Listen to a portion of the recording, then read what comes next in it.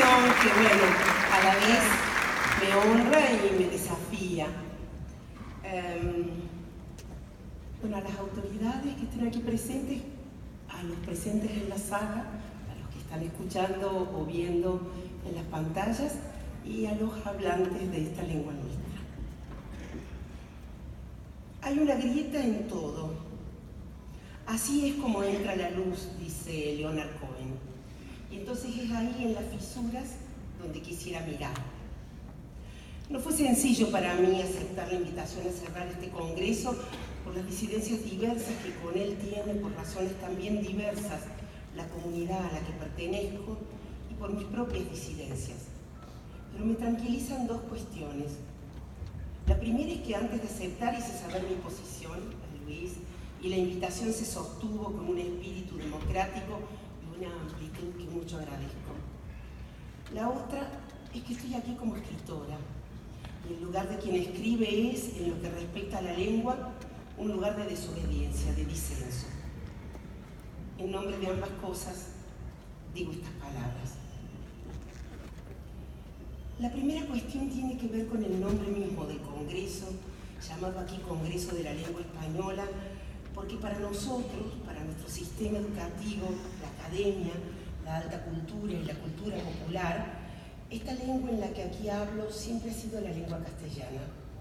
Así llegó a América con la conquista y con la Iglesia, la lengua de Castilla, y fue esa lengua, y no otras que se hablaban o se hablan en España, la que se impuso no sin dolor, no sin lucha, no sin resistencia sobre las lenguas originarias. Esto nos lleva a preguntarnos de quién es la lengua, quién le da nombre y quiénes reconocen su lengua en ese nombre. Aunque en las previas a este congreso se ha insistido en la idea de que la lengua es de todos sus hablantes, en la amplia procedencia geográfica de los ponentes y en la alta presencia de mujeres en las mesas, me pregunto si esa que se dice de todos es la misma lengua. En caso de serlo, ¿quiénes son sus dueños? Y atendiendo a que una lengua con tantos hablantes, además de un capital simbólico, es un capital económico, ¿quiénes hacen un usufructo de ella? Desde Madrid, el ministro de Educación de la provincia, a la pregunta de un periodista acerca de ciertos contenidos, reconoció que ni la parte argentina ni la cordobesa intervienen en la elección del temario. Es la Real Academia, dice. Nosotros actuamos en la parte logística del Congreso.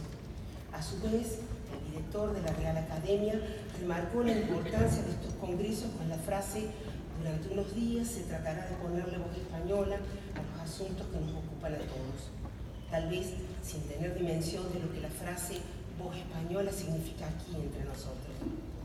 Entonces no debiéramos desentendernos de ciertas preguntas, aunque incomoden, preguntas como ¿para qué un congreso en estas pampas sin intervención local sobre sus contenidos? ¿O es la lengua de España la misma que se habla en América? ¿O el muy diverso castellano de cada uno de nuestros países es la misma lengua española de la que el congreso habla? Y finalmente, porque estamos en Argentina, ¿se trata de la misma lengua que aquí se habla? Sí y no, la misma y otra. Para los hablantes de mi país se trata de una cuestión que lleva más de un centenario, cuestión desestimada o minimizada por las instituciones españolas de la lengua, por sus espacios de formación y sus editores, como lo expresa blanco sobre negro el reciente planteo del director mexicano Alfonso Cuarón, quien declaró en la clausura de un ciclo de cine en Nueva York que le resultaba ofensivo para el público, e imagino que sin dudas también para sí mismo, que su película Roma se haya subtitulado en España. Me parece muy ridículo. A mí me encanta ver como mexicano el cine de Almodóvar y yo no necesito subtítulos al mexicano para entender Almodóvar. Le parece ridículo, dice, que un español necesite que le digan no os acerquéis al borde en lugar de no más, no se vayan hasta la orilla.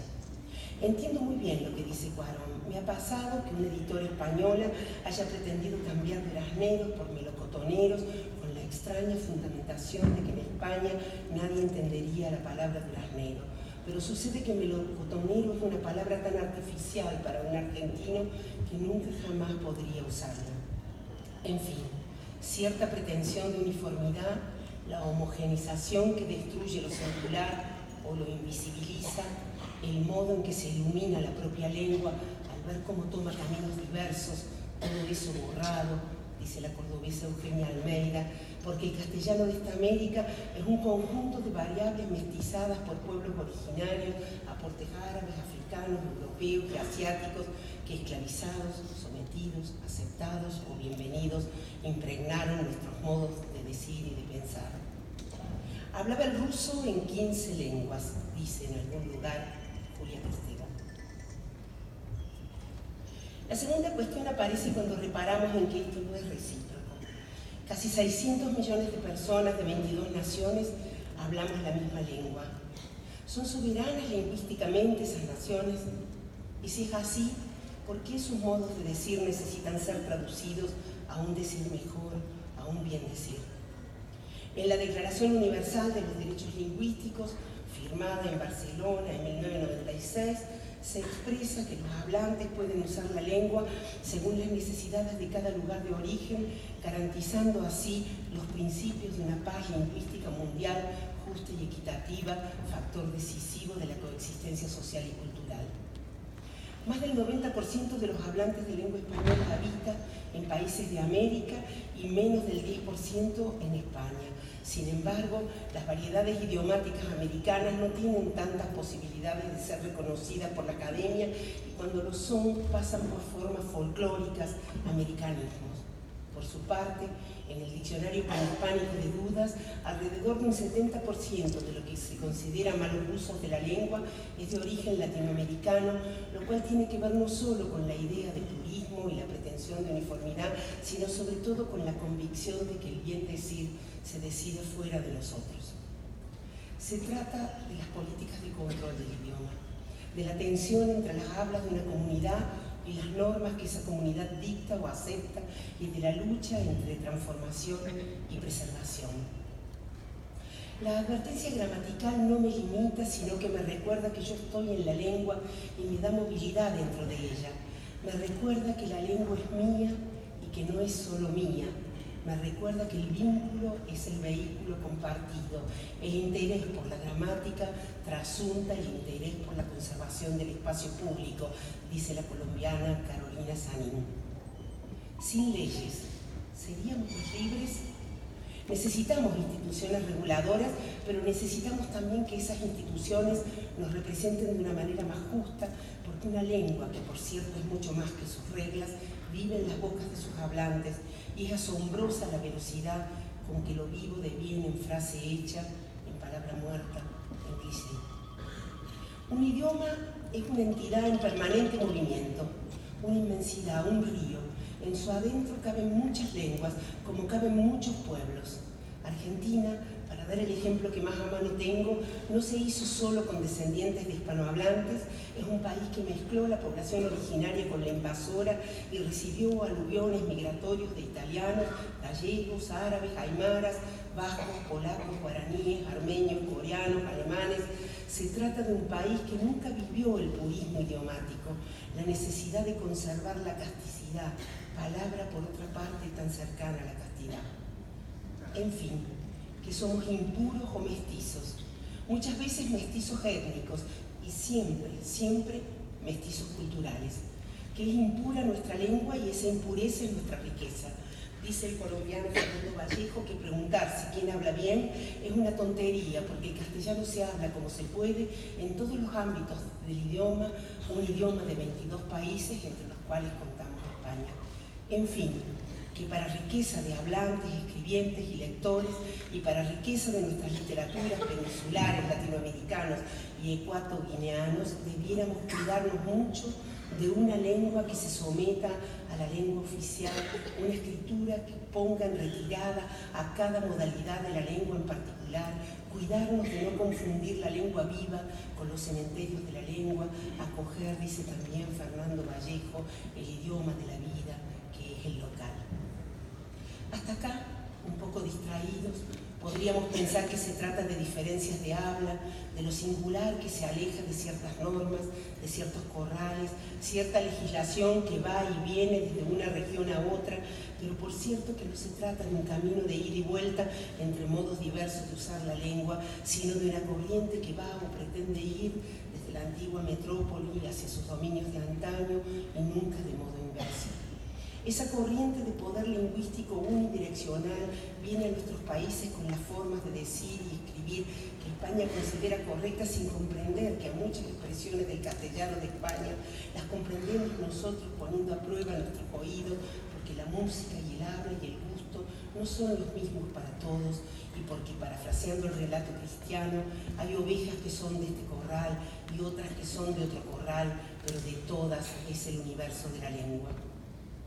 No hace mucho, una investigadora madrileña me dijo, llena de sorpresa ella, y más sorprendida yo por su reflexión, no entiendo por qué los argentinos necesitan traducir a Dante, a raíz de una edición aquí de la Divina Comedia, con traducción del poeta Jorge Aulicino, si ya está traducido al español. Pero es que tal vez ni se advierte siquiera cómo pegan en nuestros oídos muchas traducciones de editoriales españolas, especialmente cuando se trata de escritores que trabajan con lo coloquial. Pero no me extiendo en el tema porque de todo esto habrán dado cuenta las mesas sobre traducción del Congreso, ya que es materia habitual de debate entre nuestros traductores. No se trata de una cuestión menor ni tampoco meramente retórica. Durante la pasada dictadura, los escritores argentinos en el exilio español se preguntaban qué hacer con nuestro lenguaje. Elijo dos respuestas a esa pregunta. El escritor y crítico David Viñas, en julio de 1980, dice en una carta: se academiza la cosa, se la agallega, se le pone almidón y se la plancha. En otra carta de agosto de 1980, el escritor Antonio Di Benedetto dice: he procurado clarificar un tanto el vocabulario para el lector español sin dar la espalda a mi potencial lector argentino o latinoamericano. Con tal criterio he sustituido algunas voces. Ejemplo, no saco, que aquí sugiere bolsa, sino chaqueta, dicción que no es extraña al argentino, ¿verdad? ¿Verdad? Podemos oír un grito ahogado en ese, ¿verdad? Un gesto de desesperación, porque la elección de la lengua, y dentro de ella la de sus infinitos matices, indica en qué sistema literario puede o quiere insertarse un escritor, indica por quiénes y de qué modo desea ser leído, y revela también el costo que ese escritor está dispuesto a pagar para encontrarse con sus lectores.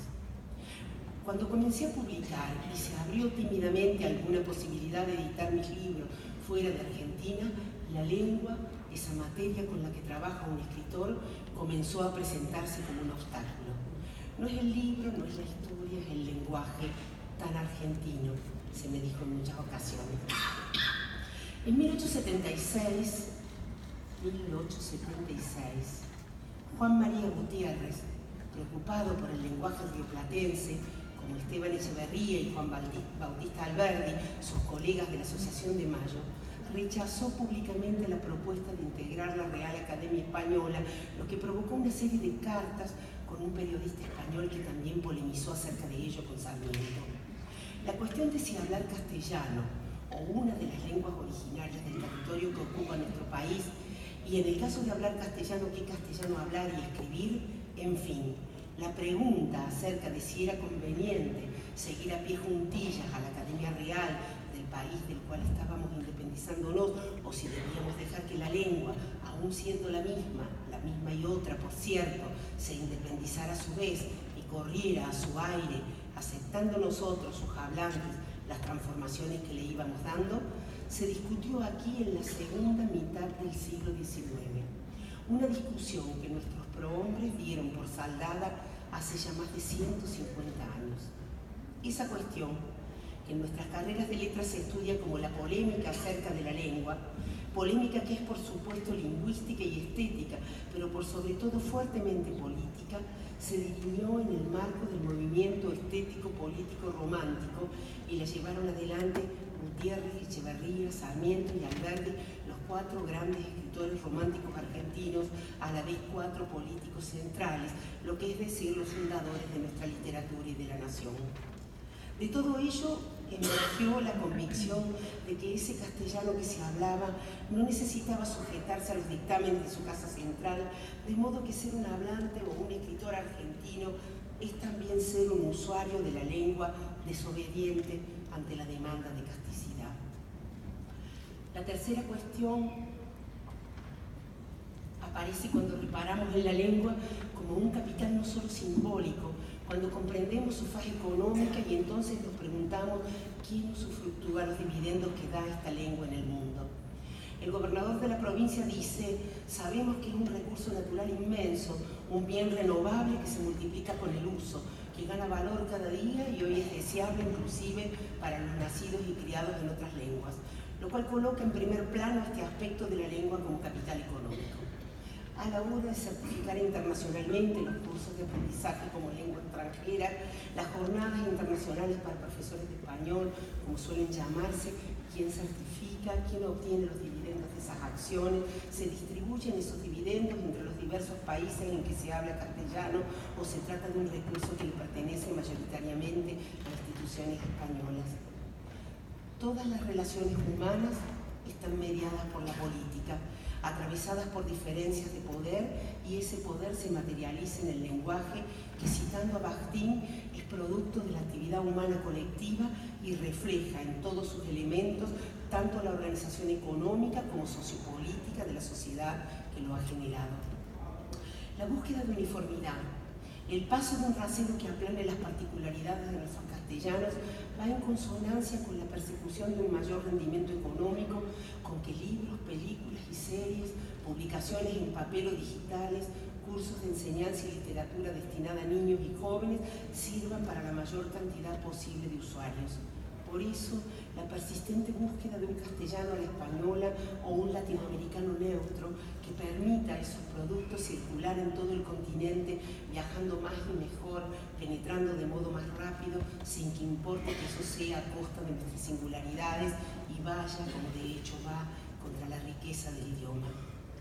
Basta escuchar en nuestro país a alumnos, hijos o nietos hablando de leños, carros y neveras para comprender lo que digo. ¿Por qué hablan como hablan los personajes en los programas infantiles enlatados? ¿Por qué se subtitula una película de un castellano a otro, como sucedió con la ya citada Roma y sucede en tantas otras? ¿Es porque los españoles no comprenden la palabra orilla y necesitan que se la traduzca como borde? ¿O se trata de simplificar y uniformar para atraer el mayor número posible de espectadores hacia una película o una serie que pueden generar mucho dinero? Empresas y capitales multinacionales promueven la ampliación del mercado del castellano en su modalidad española o en lo que llaman americano neutro para, en lo uniforme y hegemónico, reforzar el monopolio de la lengua como negocio. Buscan un idioma de modalidad única para tantos hablantes de culturas tan distintas a costa de su depredación, del mismo modo que los monocultivos en su búsqueda desmedida de dinero van contra la riqueza del suelo y la diversidad que nos ofrece la naturaleza. Víctor Klemperer, en su libro sobre las transformaciones de la lengua alemana durante el Tercer Reich, registra en su diario de manera minuciosa cómo el lenguaje se va falsificando, va perdiendo su singularidad y su verdad, lo que constituirá la más potente difusión del nazismo en todas las capas de la población. La vida de una lengua, si en algún sitio reside, es en lo particular, en su inestabilidad, la uniformidad como estrategia económica, la monolengua, la neutralidad, lo que produce es destrucción, depredación. En ese arco ingresan las industrias de la lengua, el turismo idiomático, la corrección política, donde se incluyen los debates actuales sobre si el lenguaje es inclusivo o no y en qué medida esa inclusión incluye la diversidad de todo tipo, no solo la de género. Pero volvamos a nuestra resistencia ante la demanda de uniformidad en los modos de decir, ya que el pensamiento se construye en y con el lenguaje a través del cual se manifiesta, podríamos avanzar un paso en nuestro razonamiento y decir que se trata en realidad de una demanda de uniformidad, no solo en los modos de decir, sino también en los modos de pensar. Por eso, si bien muchos acceden a esas demandas, otros tantos nos sostenemos en el desacato, el desacomodo, el rechazo a una lengua apta para todos los públicos. No se trata de un capricho, se trata de una búsqueda de identidad que se refleja en el modo de hablar y de escribir, desvíos de cierto extranjero deber ser para encontrar en lo individual más hondo, allí donde refracta lo social, ecos de la lengua de un pueblo, una región, una comunidad, un sector social, búsqueda de un contrapoder frente a lo hegemónico. Se dice que la lengua no es de las instituciones, sino de los hablantes, y aunque así es en lo que hace al uso cotidiano, no parece suceder lo mismo en el aprovechamiento económico que una lengua provee, porque sin dudas no es mayoritariamente el castellano argentino, ni el mexicano, ni el peruano, ni el boliviano el que se comercializa en la enseñanza internacional del idioma, en las pruebas de aptitud, sino la modalidad española, que por la vía del país que la lleva a la práctica se beneficia con esos recursos. La falta de políticas públicas sobre este asunto vuelve vulnerables a los individuos, a las culturas y a la identidad de nuestros países. Sin duda, el Estado español encuentra en la extensa difusión de esta lengua en Latinoamérica una posibilidad muy fértil de desarrollo económico y perder ese control, aceptar su deshomogenización, comprender y respetar las libertades de un territorio donde vive el 90% de sus hablantes sería perder ingresos. Pero nuestra lengua, al igual que nuestros recursos naturales, no puede medirse solo en términos económicos, porque se trata de una construcción colectiva que es necesario sostener, cuidando los derechos lingüísticos de la comunidad y de sus individuos. Todo esto es también responsabilidad del Estado, de cada uno de los estados, de nuestros estados, cuyo rol debe ser activo, instrumentando políticas que defiendan y promuevan esos derechos, los que se refieren a las variedades del castellano y los que se refieren a las lenguas de nuestros pueblos originarios. En territorio argentino hay más de 19 lenguas: aymara, huarpe, huichí, mapuzungún, com, quechua, pigalá, guaraní, entre otras, que lograron sobrevivir no sin resistencia, no sin persistencia, desde que el rey Carlos II prohibió por decreto el uso de las lenguas nativas, lo que nos demuestra una vez más que leer y escribir son instrumentos de poder. Entre letra y letra hay un confesionario, entre palabra y palabra un mandamiento, y más allá del margen de la hoja que se lee, bulle una Babel pagana en voces deslenguadas y legibles, constantemente prófugas del sentido, dice el chileno Pedro Lemebel. Tal vez no muchos ciudadanos argentinos saben que en nuestro país hay 3.000 escuelas bilingües, donde concurren niños de 32 pueblos originarios y trabajaban hasta el anterior gobierno nacional, según palabras de la escritora Sandra Comino, partícipe del ahora vaciado Plan Nacional de Lectura, 1.800 educadores, docentes auxiliares en lengua y cultura aborigen. La cuarta cuestión, el lenguaje inclusivo. El Congreso de la Lengua se ocupará del presente del español, pero no discutirá sobre el lenguaje inclusivo, han dicho a la prensa con total firmeza las autoridades de la academia. Tendremos participación igualitaria entre varones y mujeres, se dijo. Y es verdad, pero yo no puedo dejar de preguntarme si habrá habido mujeres y en qué proporción en las decisiones de contenido. Desconozco si la academia y el instituto tienen mujeres en sus directorios, pero si las tienen, ellas no han dado sus opiniones a la prensa. Se dijo que hay 250 ponentes de 32 países. 250 ponentes y ni una sola mesa de discusión sobre un tema como es la inclusión de género, vivamente presente en la agenda actual, tanto de América Latina como de España. El lenguaje inclusivo nos pone, quiero agregar que nunca nada es tan visible como cuando no está. El lenguaje inclusivo nos pone delante de la carga ideológica de la lengua que habitualmente nos es invisible. Claro que compartimos la lengua y claro que ella no es de nadie, ni siquiera de las buenas causas. Claro que corremos riesgos de que el lenguaje inclusivo se vuelva pura corrección política.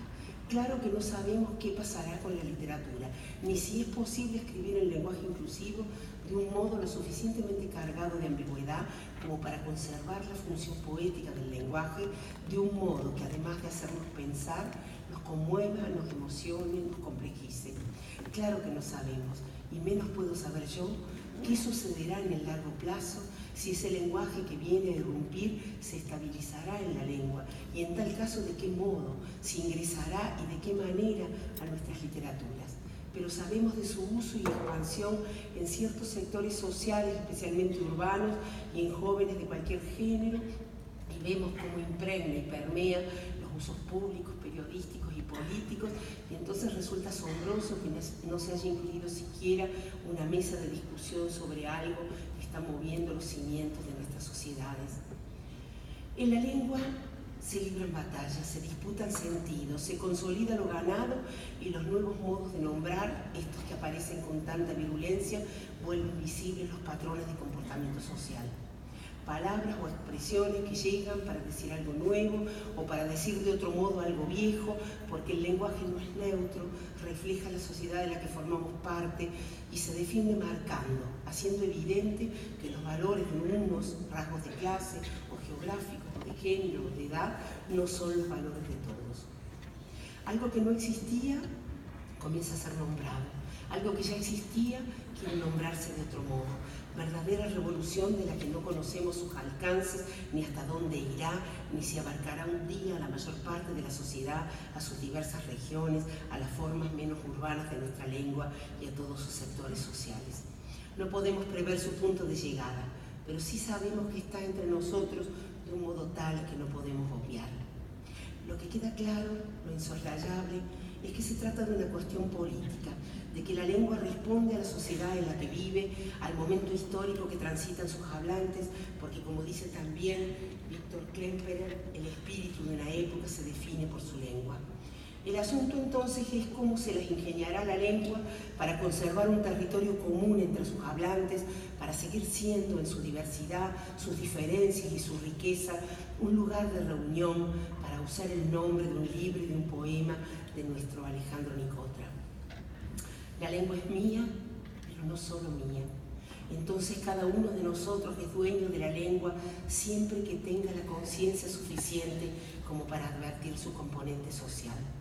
Este código compartido, este contrato entre hablantes, esta libertad tiene siempre por límite el deseo de ser comprendidos, porque no hablamos solos ni para nosotros, sino para comunicarnos con otros.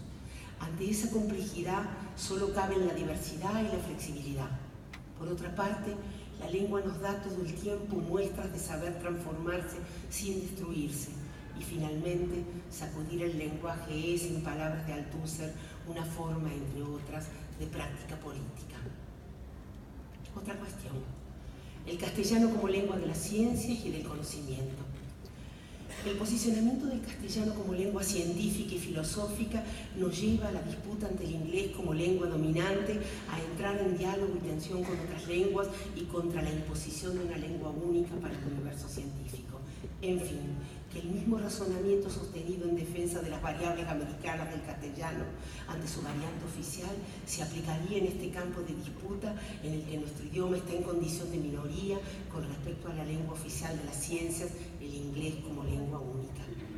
Cito: una tarea de principal importancia es la recuperación del castellano como lengua del saber, lo que no equivale a promover un provincialismo autoclausurado y estéril, sino un universalismo en castellano que se acompaña con el aprendizaje de muchas otras lenguas para acceder a todas las culturas y entrar en interlocución con ellas contra la imposición de una lengua única.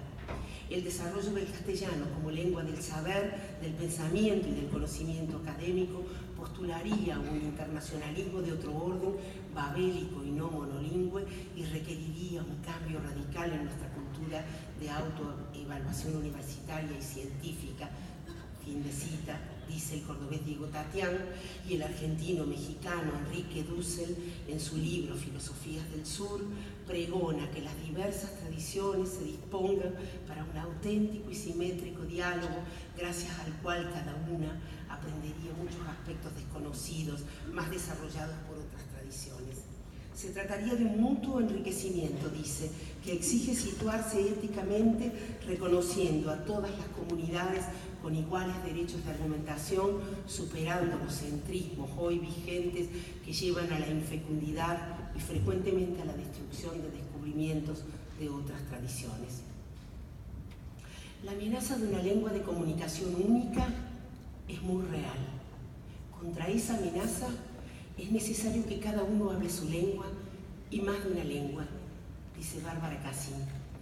Lugar común la lengua y el pensamiento, donde lo común no aspira a lo uniforme, lo aceptado por todos, ni lo ya dado, sino a un territorio que, abrigando las singularidades, permite encontrar en un tesoro acumulado por generaciones de escribientes y de hablantes las palabras que nos permitan abrir la historia, decir cosas nuevas y a la vez reconocer la radical igualdad de los seres humanos. Para ir cerrando, el lenguaje da acogida a la experiencia de los hombres, nos promete que lo que se ha experimentado no desaparecerá del todo, dice John Berger. Una novela, un cuento, un poema, dice también él, usan los mismos materiales que el informe anual de una corporación multinacional.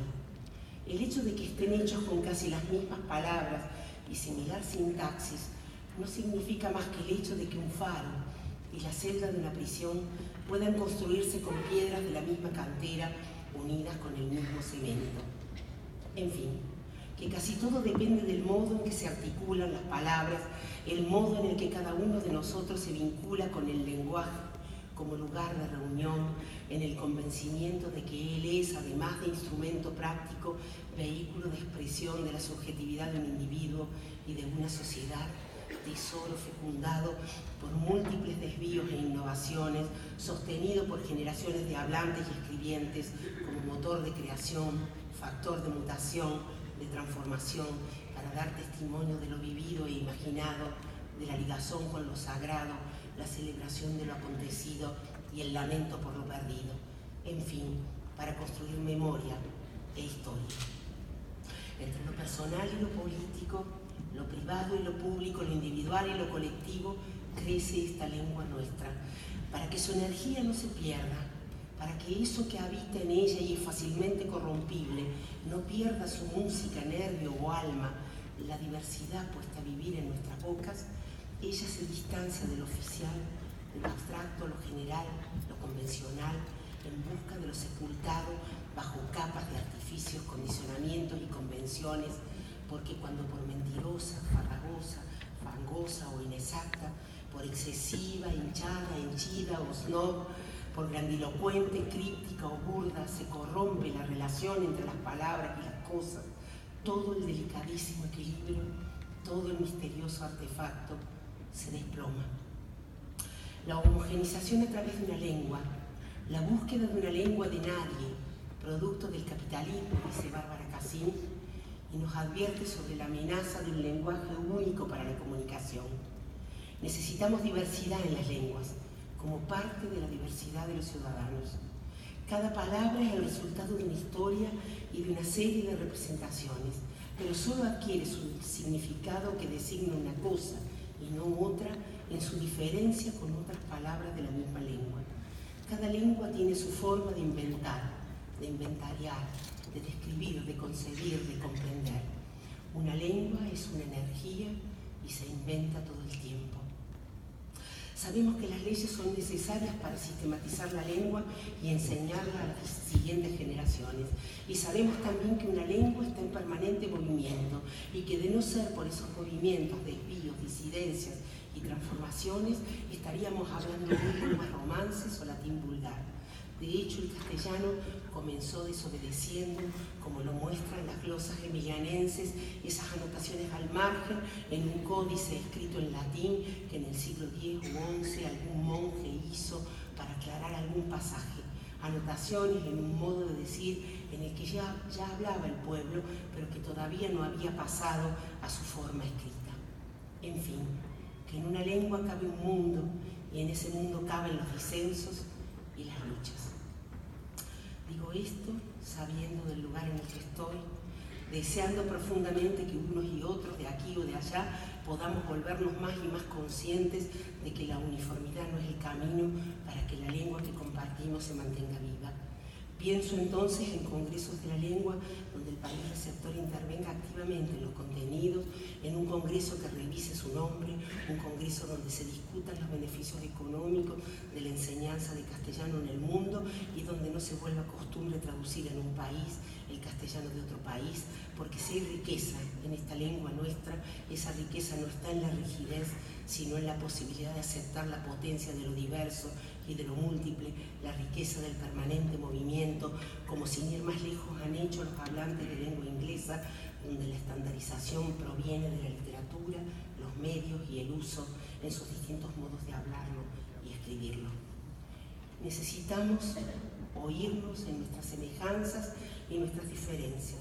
en los múltiples meandros que ofrece este idioma nuestro, en el que Cervantes y Rulfo, Sor Juana, García Márquez, Gabriela Mistral y Roa Basto, Teresa de Ávila, Luis de Góngora, Elvira Orfei, José Donoso, César Vallejo, Quevedo, Borges, Blanca Varela y Juana Castro, Gil de Vierna, Lemebel, Lugones, Arguedas, Watanabe, Sara Gallardo, Ionetti, Humberto Acabal, Abel, Saer y Rosario Castellanos, entre tantos otros, abrieron con mano de seda y de hierro los intersticios de la lengua que de mil maneras les había sido impuesta para poder decir lo que aún no se había dicho. Alfabetizando a población chiriguana en la frontera salteña, nuestra educadora María Saleme entendió que no servían las cartillas hechas en Buenos Aires, que tenía que empezar por la palabra agua, porque el chiriguano es hombre de río, y cuando lo hizo en los valles calchaquíes, descubrió que la palabra nudo no era agua, sino tierra. Adrián Bravi, escritor argentino de lengua italiana, en un libro que se llama La gelosía de la lengua, cuenta acerca de una tía que emigró a Argentina en un barco en el que faltó agua potable y donde murieron casi todos los niños de brazos. Una tía que podía contar lo vivido en castellano, pero al intentar decirlo en italiano, en su lengua, se quebraba porque al buscarlo sus recuerdos tomaban vida propia. ¿Es borde la palabra o es orilla? ¿O es canto, o línea, o costa, o ribera, o margen? Cada uno tiene sus razones para decir de uno u otro modo, porque la lengua es mía, pero no solamente mía. Esa lengua en la que nuestros recuerdos toman vida propia, en la que podemos razonar y conmovernos, conocer y cuestionarnos, aprender e imaginar hasta que lo nombrado adquiera vida propia. Porque, como en la parábola que relata Gershom Scholem, aunque no sepamos encender el fuego, ni encontrar aquel lugar en el bosque, ni seamos ya capaces de rezar, podemos seguir contándonos unos a otros nuestras historias y la historia. Perder eso sería perdernos, sería una nueva forma de barbarie.